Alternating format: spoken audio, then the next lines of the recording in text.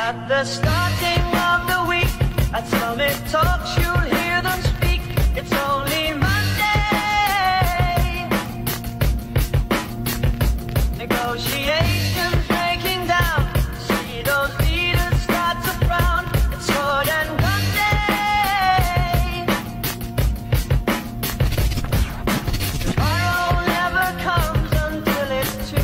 Okay, so that ends our Manila Auto Salon Day 1. And as of today, meron tayong na-close na 7 campers. Ganyan kabilis talaga ang pop-up camper. Kitang-kita nila ang quality at galing ng Pinoy. So again, hihintayin namin kayo dito. Meron pa tayong Friday to Sunday. So sa mga gustong mag-avail ng discount natin na 50,000, punta lang kayo dito. So again, this is Leo and we are the Pop-Up Campers PH.